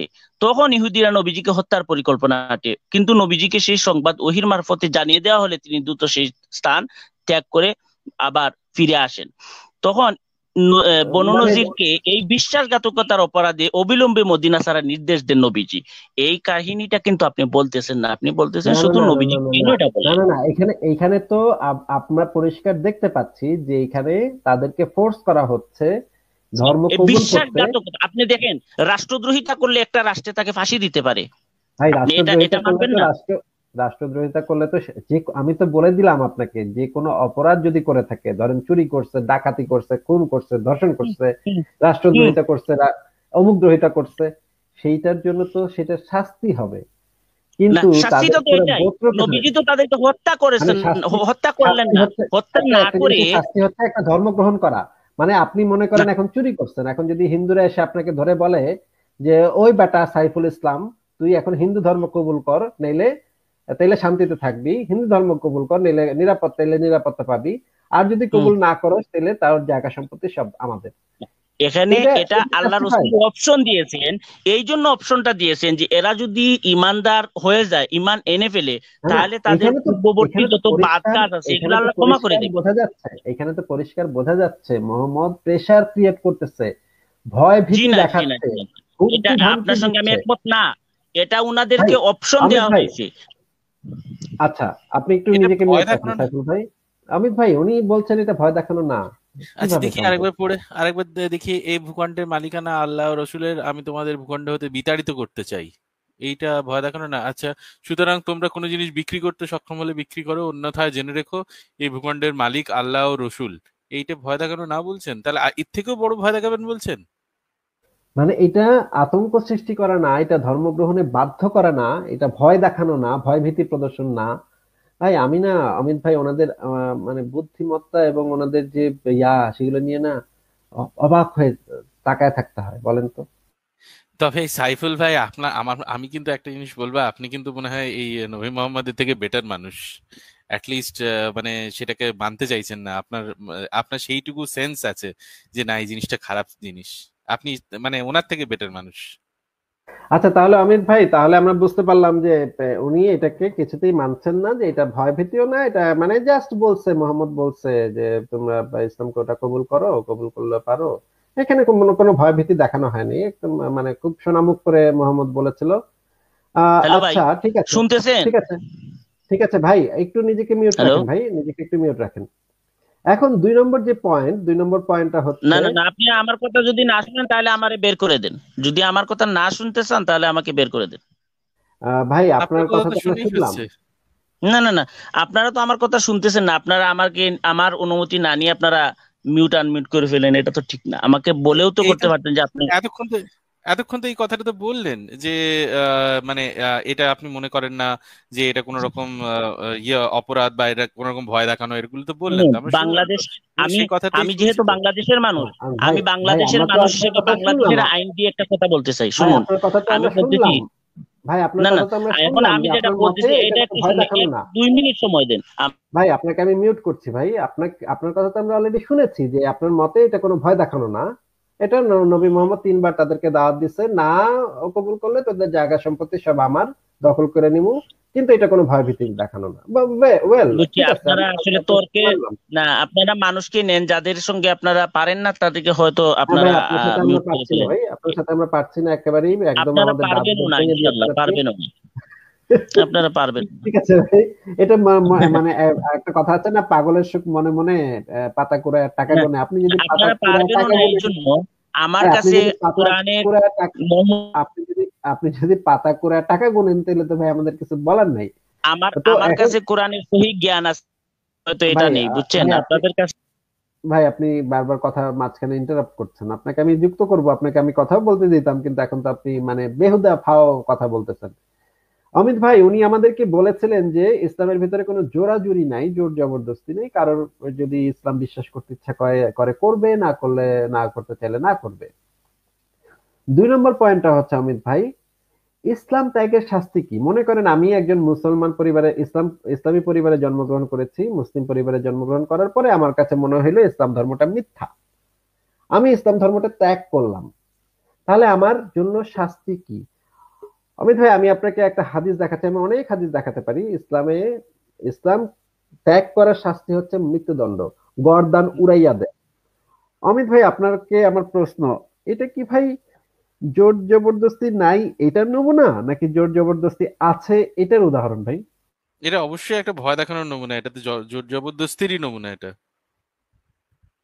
তাহলে আমরা এই হাদিসটা একটু পড়ে নেই। হাদিসটাতে আমরা দেখতে পাচ্ছি অনেকগুলো হাদিস আছে এখানে। সুনান আবু দাউদ শরীফের 4300 নম্বর হাদিস, এখানে বলা হচ্ছে আলী ওইসব লোকদের পুড়িয়ে দেন যারা মুরতাদ হয়েছিল। এখানে বলা হচ্ছে রাসূলুল্লাহ সাল্লাল্লাহু আলাইহি ওয়াসাল্লাম বলেছেন, যদি কেউ দিন পরিত্যাগ করে মুরতাদ হয়ে যায় তবে তোমরা তাকে হত্যা করবে। আলী ইবনে আব্বাস এর এই নির্দেশ শুনে বলেন, ওয়াহ ওয়াহ, ইবনে আব্বাস সত্য বলেছেন, আর ইহাই নবী সাল্লাল্লাহু আলাইহি সাল্লামের নির্দেশ। এই হাদিসটা অনেক জায়গাতে আছে, বুখারী আছে, মুসলিম আছে, আবু দাউদ শরীফে আছে, অনেক জায়গাতে আছে। মুয়াত্তা মালিকে একদম পরিষ্কার ভাবে বলা হয়েছে। মুয়াত্তা মালিকের হাদিসটা আমি পড়ে শোনাচ্ছি। এইটার পরিচ্ছদ হচ্ছে ইসলাম ত্যাগ করিলে তাহার ফয়সালা। এখানে বলা হচ্ছে, আর রাসূলুল্লাহ সাল্লাল্লাহু আলাইহি সাল্লাম বলেছেন, যে নিজ দিন মানে ইসলামকে পরিত্যাগ করে, পরিবর্তন করে, তাহার গর্দান উড়াইয়া দাও। মালিক বলেন যে, আমার নিকট রাসূলুল্লাহ এর কথা, যে দিন পরিবর্তন করিয়া ফেলে তাহার গর্দান উড়াইয়া দাও, এর অর্থ এই যে কোন মুসলমান ইসলাম ধর্ম ছাড়িয়া দেয় ও ধর্মত্যাগী জিন্দিক বা এই ধরনের কিছু হইয়া যায়, তবে তাহাদের উপর মুসলমানগণ বিজয়ী হইলে তাহাদিগকে কতল করিয়া দেওয়ারই হুকুম। এটা হচ্ছে ইসলামের বিধান। অমিত ভাই, আমাদের মানে সাইফুল ইসলাম ভাই আমাদেরকে জানাচ্ছিলেন ইসলামে কোনো জোর জবরদস্তি নেই ভাই, একদম মানে মানে খুব জিনিস, খুবই ভালো জিনিস এটা। ইসলামে তো জোরাজুরি না করে না। আহ, অমিত ভাই, আপনার কাছে কি মনে হচ্ছে এখন? এখন এইটা যদি জোরাজুরি না হয়, তাহলে জোরাজুরি করতে কি কি মানে পরমাণু বোমা ফেলবে নাকি? মানে সেইটা বলবে জোরাজুরি? এইটা তো অদ্ভুত একটা ব্যাপার হলো আসিফ ভাই। আচ্ছা, সাইফুল ইসলাম ভাই, আপনি যদি মানে মানে আবারও আসতে চান আবারও আসতে পারেন, আমরা আপনার সাথে কথা বলবো, কিন্তু আপনি মানে বেহুদা কথা বললেন না যে আপনারা আমার সাথে পারবেন না, আমরা আপনাকে দাঁত ভাঙা জবাব দিয়ে দিব। আমি নাস্তিকদের দাঁত ভাঙা জবাব দিয়ে দিই, আমাদের সাথে আপনারা পারেন না, এগুলো না বলে আপনি যদি কথা বলতে চান আপনি আবার আসতে পারেন। ওনাকে তো আর ব্যাক স্টেজে দেখতে পাচ্ছি না, উনি চলে গেছেন অমিত ভাই। হ্যাঁ, ওনাকে আমিও ছিলেন, একটু আগে পর্যন্ত ছিলেন, উনি আর চলে গেছেন এখন। আচ্ছা, তাহলে অমিত ভাই, আমি তাহলে 5-10 মিনিটের ব্রেককে আসি দেখি। আচ্ছা। এই যে যেই ব্যক্তিটা যুক্ত হলেন একটু আগে, তাকে কিন্তু আমি শুরুতে যেই কথাগুলো বললাম, আহ, এবং একটু পরে আস্তে আস্তে দেখলাম আমি যে উনি আস্তে আস্তে মানে ওনার কথাগুলো চেঞ্জ হয়ে গেল। আপনি কি দেখলেন যে উনি প্রথমে এসে বলছিলেন যে হিন্দু মুসলমান সবাই সমান, তারপরে উনি আবার জাস্টিফাই করলেন যে কোরআনে কেন অমুসলিমদেরকে নিকৃষ্ট জীব বলা হয়েছে, সেটা কেন, সেটার কারণটা ব্যাখ্যা করলেন। আপনি ভাই এইটা আপনার কাছে কেমন লাগলো অমিত ভাই? আসিফ ভাই, এই ঘটনাটা অবশ্য আমাদের সাথে নতুন নয়। এরকম অনেক ঘটনা ঘটেছে আমাদের সাথে, যে এসে একরকম দাবি করেছেন এবং যাওয়ার সময় তিনি রীতিমতো মানে অন্য দাবি করে রীতিমতো রাগারাগি করে গেছেন। এরকম ঘটনা আমাদের কাছে অনেকবারই হয়েছে। তবে এইটা এইটা একটা সমস্যা যে তারা হয়তো সেরকম ভাবে নিজেদের ধর্মটাকে সেইভাবে জানে না। তা বা তারা সেরকম ভাবে হয়তো সেরকম ভেবে দেখেনি। কিন্তু এখন যখন ডকুমেন্টেড এভিডেন্স দেখে যে আচ্ছা তাই তো, এখানে তো এই জিনিসটাই লেখা আছে, এই জিনিসটাই তো বলা আছে এবং সেটা তো আমার সাথে মেলে না, তখন তারা কিন্তু আর সেই তাদের পার্সপেক্টিভটা চেঞ্জ করে না যে ধর্মটা ভুল বা এরকম। তারা তখন ওই ধর্মটাকে জাস্টিফাই করতে আরম্ভ করে করে দেয়। তার কারণ তারা ছোটবেলা থেকে এমন ভাবেই ব্রেন ওয়াশড, এই ধর্মের প্রতি তারা এমন ভাবেই ব্রেন ওয়াশড, এই ধর্মটাকে মানে ধর্মটাকে তারা এত মানে এমন ভাবেই তারা জানে যে এই ধর্মগুলো তাদের খুব ভালোভাবে তারা জানে, তারা মানে ভালোভাবে মানে খুব ধর্মটাকে খুব ভালো মনে করে, এইরকম একটা ধারণা থাকে আর কি। তো ধর্ম যে খুব ভালো, তার তার কোনো ভ্রান্তি থাকতে পারে না, ভুল ভ্রান্তি থাকতে পারে না, এই ধরনের কথা তারা মনে করে এবং সেই জন্য সেই যে ধারণার বশবর্তী হয়, সেই ধারণাটাকেই সবসময় তারা লালন করার চেষ্টা করে, সেটাকেই সবসময় এস্টাবলিশ করার চেষ্টা করে যে কোনো ভাবে। আসিফ ভাই। মানে এরপরে আবার দেখেন অমিত ভাই, ওইটা তো গেলই, তারপরে আবার তিনি দাবি করলেন যে ইসলাম ধর্মে কোনো জোর জবরদস্তির কোনো মানে ব্যাপারই নাই, এটা নিয়ে ধর্ম গ্রহণ করার এবং ধর্ম আহ, মানে ওনারা খালি দাওয়াত দেন, তারপরে ওনারা যদি কেউ না করে তাহলে তো ওনারা চলে আসেন সেখান থেকে। কত সুন্দর ভাবে উনি কথাগুলো বলছিলেন যে না ভাই আমরা দাওয়াত দেই, কেউ যদি না নেয় তাহলে তো আমরা তাদেরকে আর ইয়া করি না। এই যে কারণ হচ্ছে আমাদের ধর্মে ভাই কোনো জোরাজুরির কিচ্ছু নাই, আমরা খুবই শান্তিবাদী। কিন্তু পরেই যখন হাদিসটা দেখালাম তখন তিনি বললেন যে ওরা তো একটা কারণ ছিল, সেটার একটা কারণ ছিল, কারণ ওরা খুব খারাপ ছিল। আচ্ছা খারাপ ছিল বুঝলাম, আমরা তর্কের খাতিরে মেনে নিলাম যে তারা খুবই দুষ্ট ছিল, ওই ইহুদিগুলা খুবই দুষ্ট ছিল। কিন্তু ভাই দুষ্ট লোককে তো শাস্তি দিবে, দুষ্ট লোককে ধর্ম গ্রহণে বাধ্য করবে কেন? এটা তো বোঝা গেল না ভাই। অমিত ভাই এটা কেমন কথা ভাই, দুষ্ট লোককে ধর্ম গ্রহণে বাধ্য করতে হবে? যে এক্স্যাক্টলি সেটাই হচ্ছে কথা, যে দুষ্ট লোককে শাস্তি দাও, দুষ্ট লোককে এরকম ভাবে মানে হুমকি দিয়ে ধর্মগ্রহণ বাধ্য করে, এটা তো মানে একটা রীতিমতো হাস্যকর ব্যাপার হলো। এবং আবার ধর্মটা না নিলে জায়গা সম্পত্তি সব দখল করা হবে, এই হুমকিটা কিন্তু লেজ দিয়ে কিন্তু এটাও দিয়ে দিছে যে না দিলে কি হবে ওটা বলে দিচ্ছে। এবং তারপরে অবশ্যই। আরেকটা জিনিস যেটা দেখালাম যে মুরতাদ হত্যার বিধান, মানে ওনাদের ধর্মে কোনো জোরাজুরি কিচ্ছু নাই, কিন্তু ধর্ম যদি কেউ ত্যাগ করে তাহলে তার গর্দানটা উড়াইয়া দিতে হবে। এটা কি নমুনা? এটা কি জোরাজুরি না, সেটা নমুনা কি বলে এগুলা? তা আবার সেই এই যে ইয়েটা মানে এই যে দুষ্টু লোক বা এই ধরনের এই যে ধারণাটা, এই ধারণাটাও কিন্তু এরকম ধারণা নয় যে কি বলবো মানে সেটা যে কোনো একটা সত্যিকারেরই দুষ্টু সেরকম না, সেটা আমি মনে করি দুষ্টু, আমার কথাটা মানে না সেই জন্য দুষ্টু, এরকম একটা ব্যাপার। তা এটা তো অদ্ভুত একটা কথা, আসিফ ভাই। হ্যাঁ, তাহলে মানে ধরেন যে ওই লোকেরা ষড়যন্ত্র করেছিল নবীর বিরুদ্ধে, সেটার তো একটা বিচার হতে পারে, সেটার একটা প্রমাণ সাপেক্ষে কারা কি। ওনার কাছে প্রমাণ হচ্ছে ওহী নাজিল হয়েছিল, রাসূলের কাছে নাকি ওহী নাজিল হয়েছিল, ওহীতে বলা ছিল যে ওরা তার বিরুদ্ধে ষড়যন্ত্র করছে, অমুক ইহুদি তার। ভাই ওহী কি কোনো প্রমাণ হতে পারে? মানে কারো কাছে ওহী আসছে, তার কাছে আল্লাহ বলে দিচ্ছে কানে কানে, জিব্রাইল দিয়ে, তা ওরা হচ্ছে দুষ্ট, ওরা হচ্ছে তোমার বিরুদ্ধে ষড়যন্ত্র করছে, ওদেরকে এখন তুমি হুমকি দাও, ধর্ম নিতে নেয়ার জন্য হুমকি দাও। এটা সিরিয়াসলি ভাই? সত্যি, তাহলে তো আর ওহি এলে তো ভালোই হতো। এই ধরুন ভারতবর্ষে কোটি কোটি কেস পেন্ডিং আছে, বুঝলেন, তাদের কত রকম প্রসিডিংস হচ্ছে চলছে, মানে কত কত টাকা খরচ হচ্ছে এই প্রসিডিংস এর জন্য। তো এইবারে তো এরকম তো একটা ওহি এলেই তো ভালো হতো। আসতো যেমনি কেস আপনি সাবমিট করলেন, সাথে সাথে ইয়ে বিচারকের কাছে একটা ওহি আসতো, একটা একটা আকাশবাণী হতো, সাথে সাথে কেস সলভড। এলো চলে গেল, এলো চলে গেল, এলো চলে গেল। এখন মানে এরকম হলেই তো ভালো হতো, মানে ওহি আসতো সাথে সাথে সলভ হয়ে যেত। কিন্তু সেটা তো হয় না, সেরকম তো হচ্ছে না, কোনোদিন তো দেখছি না এরকম হতে। মানে কি রকমের একটা ব্যাপার। এবং ওনারা সবচেয়ে ব্যাপার হচ্ছে ওনাদের যে কনফিডেন্স, দেখেন অমিত ভাই, যে ওনারা যাওয়ার সময় বলে যাচ্ছিলেন যে পারবেন না, আমাদের সাথে তো পারবেন না আপনারা, এই কারণে আমাদেরকে আপনারা কথা বলতে দেন না, আমাদের সাথে তো আপনারা, আমরা তো দাঁত ভেঙে দিব। মানে ওনাদের কনফিডেন্স আসে কোত্থেকে ভাই? মানে এরকম গোহারা, মানে এরকম মানে মানে হাতে নাতে ধরা খাওয়ার পরে ওনারা বলেন যে ওনাদের সাথে আমরা পারবো না। বাড়ি গিয়ে খুব পিঠ চাপড়াচ্ছে হবে নিজের, ও কি দিলে তুমি আসিফ মহিউদ্দিনকে, বলে নিজেই নিজের পিঠটা চাপড়াচ্ছে থাপ থাপ করে। কি একটা অবস্থা। আচ্ছা আমাদের সাথে হ্যাঁ, দেখি। দেউলিয়া ভাই আছেন, দেউলিয়া ভাই আপনি বলেন তাহলে। আসিফ ভাই, আমাকে কি শোনা যাচ্ছে? হ্যাঁ হ্যাঁ, আপনার মানে সমস্যাটার মনে হয় অনেকখানি সমাধান হয়েছে। অমিত ভাই দেখি কই চলে গেলেন, অমিত ভাই আবার যদি আহ আচ্ছা দেউলিয়া ভাই বলেন আপনি, অমিত ভাই বোধহয় চলে আসবেন আবার। হ্যাঁ, আসিফ ভাই, ওই যে আমি ওই যে সাইফুল যে যুক্ত ছিল তার বিষয়ে কয়েকটা কথা বলতাম। আর একটু আগে আপনি অমিত ভাইকে যে কথাটা বললেন যে মুমিনদের, এটা হচ্ছে এর আগে ফারাজ ভাই এটা খুব সুন্দর করে একবার বর্ণনা করেছিল যে মুমিনদের হচ্ছে নিজস্ব যে নীতি নৈতিকতা থাকে সেটা মোহাম্মদ থেকে অনেক উপরের দিক উন্নত। কিন্তু তারা যখন দেখে যে হাদিস কোরআন এভিডেন্স গুলো দেখে, সাথে সাথে তাদের হচ্ছে নীতি নৈতিকতাটা একদম মানে ডাউন হয়ে যায়, মানে সেই মোহাম্মদের লেভেলে চলে যায়। এটা হচ্ছে খুবই কমন। মানে অমিত ভাই যেটা বললো যে তারা আগে থেকে যেটা বিশ্বাস করে ওরকম, তখন তার পক্ষে বিভিন্ন যুক্তি কুযুক্তি মানে মন গড়া তখন কথা বলতে থাকে। কিন্তু এতে যে তাদের নিজস্ব নীতি নৈতিকতা বা নিজস্ব যে স্ট্যান্ডটা ছিল সেই স্ট্যান্ড, সেইটা যে অনেক ডাউন হয়ে যায়, এটা মানে নিজের অজান্তেই এরা হচ্ছে সেটা হচ্ছে ভুলে যায় বা বুঝতে পারে না। হ্যাঁ ভাই অবশ্যই, আর বলেন ভাই আপনি। হ্যাঁ আসিফ ভাই, আরেকটা কথা বলতে হবে, সেটা হচ্ছে যে এই যে সাইফুল যে আসছিল, সে যে ওই যে রাহিকুল মাকতুমের মতো যে একটা থার্ড ক্লাস হচ্ছে সিরা গ্রন্থের হচ্ছে যে রেফার রেফার করছে, যদিও সেটা অনেক বিখ্যাত হয়েছে। কিন্তু সেটা তো অনেক পরে লেখা, এবং গুণগত মানও আমার কাছে খুব একটা ভালো লাগেনি, যদিও অনেক মানে নাম করা বর্তমানে, এটা তো সবাই প্রায় এটারই সেই রেফারেন্স দিনের দেয়। লেখা, মানে হ্যাঁ, খুব হ্যাঁ, বেশি দিন হয়নি, সেই দিনের লেখা। হ্যাঁ।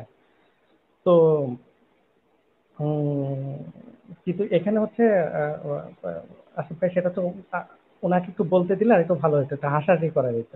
সেটা হচ্ছে যে মুসলিমরা সবসময় দেখবেন যে এটা হচ্ছে মোহাম্মদের একটা হচ্ছে কূটকৌশল ছিল।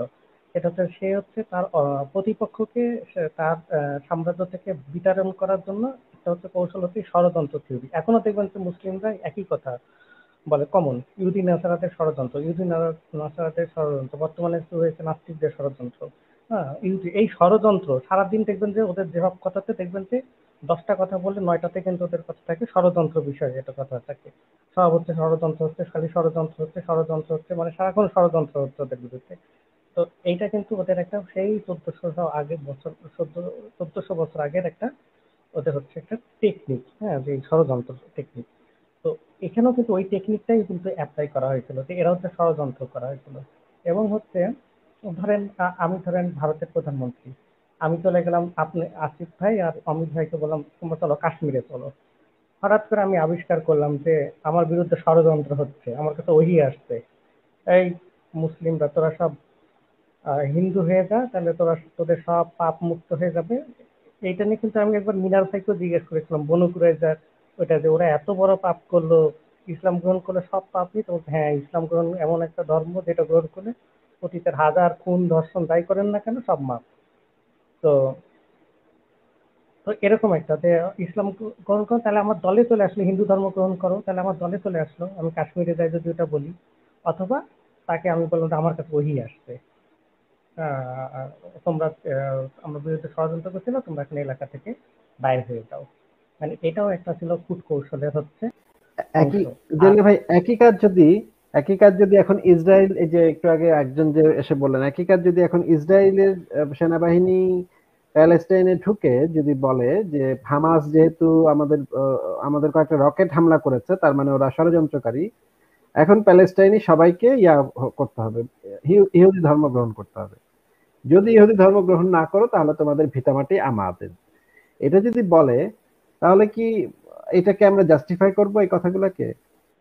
না, না, অবশ্যই জাস্টিফাই করবো না, কিন্তু ইসলাম অনুযায়ী তো ইসলাম অনুযায়ী, হাদিস কোরআন অনুযায়ী তো প্যালেস্টাইনিদের সবার কল্লা কেটে ফেলতে হবে এবং তাদের মেয়েদের গনিমতের মাল বানায় ফেলতে হবে, কারণ তারা ইহুদি খেলাফতের বিরুদ্ধে ষড়যন্ত্র করতেছে, বলতে ফিতনা ফ্যাসাদ করতেছে, প্লাস হচ্ছে তারা হচ্ছে সে রাষ্ট্রের বিরুদ্ধে ষড়যন্ত্র করতেছে। কিন্তু আমরা তাহলে তো বলবো যে এটা তাহলে তো রোহিঙ্গারাও তাহলে তো রোহিঙ্গারাও মানে মিয়ানমার সরকারের বিরুদ্ধে ফিতনা ফাসাদ এবং ষড়যন্ত্র করছে। বা কাশ্মীরের মুসলমানরাও তো তাহলে হ্যাঁ, ভারতের বিরুদ্ধে ষড়যন্ত্র এবং ফিতনা ফাসাদ করছে। চীনে যে উইঘুর মুসলিমরা আছে, তারাও তো চীনের বিরুদ্ধে ফিতনা ফাসাদ এবং ষড়যন্ত্র করছে। তাহলে ইসরায়েলও তো প্যালেস্টাইনিরাও তো ইসরায়েলের বিরুদ্ধে ফিতনা ফাসাদ এবং ষড়যন্ত্র করছে। তাহলে তো ওনারা সেই সমস্ত দেশের মুসলমানদেরকে ওনারা কেন সাপোর্ট করেন? ওনাদের তো সাপোর্ট করা উচিত হচ্ছে গিয়ে যারা শাসক, যারা খুন করে, খুনাখুনি করে তাদেরকে, এবং জায়গা জমি দখল করে যারা, তাদেরকে। ওরা তো ইসলামের বিধান মেনে তো ওরা দখলদারিত্ব করছে, তাই না? ওই যে তখন ওই রকম ওইটা তো পক্ষে যায় না, পক্ষে গেলেই তখন দেখবেন আপনি, যদি এটা যদি হামাস যদি ফিলিস্তিনের মতো কি ইসরায়েলের মতো যদি শক্তিশালী হতো, তাহলে দেখতেন যে কি সুবহানাল্লাহ মাশাআল্লাহ বলার ঝড় বয়ে যেত, যে ওরা ষড়যন্ত্র করছিল, ঠিকই তো আছে, ঠিকই তো আছে। হ্যাঁ, একটা রাষ্ট্রের বিরুদ্ধে তুমি থেকে এরকম হামলা করবা, আমরা কি বসে বসে হাততালি দিব, আমরা কি আঙ্গুল চুষবো, আমরা কি বসে থাকবো? এইভাবে তোমরা একটা রাষ্ট্রের বিরুদ্ধে ষড়যন্ত্র করবা, সেনাবাহিনীর বিরুদ্ধে আক্রমণ করবা, লোকালয়ে রকেট হামলা করবা, তো তোমাদের শাস্তি হবে না? ঠিকই তো আছে, হ্যাঁ, এরকম তোমাদের উচিতই তো এরকম করা, তোমরা সব এরকম করতেছো, এরকম বলতো তো। তো হ্যাঁ, জলিল ভাই, ঠিক আছে, বলেন আপনি, আপনার কি আর আজকের হ্যাঁ, আসিফ আলোচনাটা ভাই, আর কিছু হ্যাঁ, যুক্ত করা যাচ্ছে? আরেকটা যুক্ত করতাম, সেটা হচ্ছে আসিফ ভাই, যে আহ, তো এইটা হচ্ছে আরেকটা বিষয়, যে আমি যদিও মুসলিমদের এই যে এইসব মানে এই যে সিরা বলেন আর যাই বলেন, এগুলো আমি 1 পয়সারও মূল্য দেই না। এগুলো তো সবই একতরফা। এই যে বলতেছে আমার কাছে ওই আসছিল, ওই আসার প্রমাণ কি? এই যে বলছে ষড়যন্ত্র করছিল, ষড়যন্ত্র আসার প্রমাণ কি? একতরফা, এগুলো মুসলিমদের সবই তো একতরফা। কারণ হচ্ছে আমরা তার ওদের ওইসব গোত্রের তো কথা শুনতে পারতেছি না, তদন্ত করতে পারতেছি না। ওই গোত্রদেরও তো অবশ্যই নিজস্ব কোনো কথা আছে। তাদের পক্ষে সপক্ষের কোনো তথ্য প্রমাণ যুক্তি অবশ্যই আছে। আসলে একতরফা আবার বিচার হয় নাকি? মুসলিমকে তো সবই একতরফা। সেগুলো আবার নির্লজ্জর মতো বলে যে ষড়যন্ত্র করছিল, প্রমাণহীন হয়ে আবার বলে যে হচ্ছে ওই আসছিল। তো এবং ওইরকম তো তাদের সবাই কথা, বলতে পারে। সেই সমস্ত ইহুদি গোত্রের কথাটাও আমাদের জানতে হয় হচ্ছে গিয়ে মুসলিম রাইটারদের কাছ থেকে। সেখানে সেখানে মুসলিম রাইটাররা তো এইভাবেই বলবে যে ইহুদিরা পরে স্বীকার করেছিল তারা ষড়যন্ত্র করেছে এবং তারা মেনে নিয়েছিল মোহাম্মদ তাদের মা বোনদেরকে গনিমতের মাল বানিয়েছে, এটা নাকি ইহুদিরা মেনে নিয়েছে, এবং তাদেরকে যে মানে গণহত্যা চালিয়েছে এটাও নাকি ইহুদিরা মেনে নিয়েছে। হ্যাঁ, এরকম হাস্যকর কথা মানে মনে করেন যে ধরেন বাংলাদেশের উপরে পাকিস্তান একটা গণহত্যা চালিয়েছে, পাকিস্তানিরা যদি হিস্ট্রিটা লেখে কিভাবে, এভাবেই তো লিখবে যে বাঙালিরা মেনে নিয়েছিল এটা, এই ওদেরকে কিছু কিছু লোককে মারা হয়েছিল, ওদের মা বোনদেরকে কিছু তুলে নেওয়া হয়েছিল, ও কিন্তু ওরা সবাই মানে খুশি খুশি মনে, সেই মা বোনেরা খুশি খুশি মনে পাকিস্তানি সৈন্যদের সাথে সহবত করেছে, এবং যাদেরকে আমরা মেরে ফেলেছি তারাও খুশি খুশি মনে মরে গেছে। ভাই কি এগুলা ওরা কেমনে বলে, মানে এগুলা বলার মানে লস, মানে এদের মাথায় কি একটু ঘিলু নাই মানে ভাই? লজ্জা শরমও নাই। আমি যদি এখন যদি ভারতের প্রধানমন্ত্রী হয়, আমি যদি হিন্দুত্ববাদী হই এবং কাশ্মীরের সবাইকে যদি আমি গণহত্যা করে ফেলি, তো হিন্দুত্ববাদীরা তো বলবে যে হ্যাঁ হ্যাঁ তার পক্ষে ভগবান এরকমই তাকে একটা কিছু একটা বলছিল। আমি যদি বলি আমার কাছে ওহি আসছিল, ভগবান থেকে ওহি আসছিল, এরা ষড়যন্ত্র করতেছিল, এদেরকে এইরকমই একটা করতে হবে, উচ্ছেদ করে দিতে হবে। তা আমার কথা অনুযায়ী তো আমার সাগরেদ বা আমার যারা সাগরেদ আছে তারা আমার মতো করেই লিখবে। আর তাছাড়া প্রাচীনকালে রাজাদের কথা তাদের সুনাম করে প্রশংসা করেই লিখাইতো, রাষ্ট্রীয় পৃষ্ঠপোষকতা লেখাইতো, এবং শাসক যেভাবে চাইতো শাসকের খুশি করে মন জোগাই লেখা হইতো। কার ঘাড়ে কয়টা মাথা ছিল যে শাসকের বিরুদ্ধে, হতো কথায় মুখের কথাই আইন ছিল, পাল্লা ফেলে দাও বাস পাল্লা পড়ে গেল। কে কার সাহস আছে যে শাসকের বিরুদ্ধে কথা বলবে? যারা বলতে গেছে তাদের কল্লা চলে গেছে, যেমন কাব বিন আশরাফের কল্লা পড়ে গেছে, গুপ্ত হত্যা হয়ে গেছে তার। হ্যাঁ, ঠিক আছে।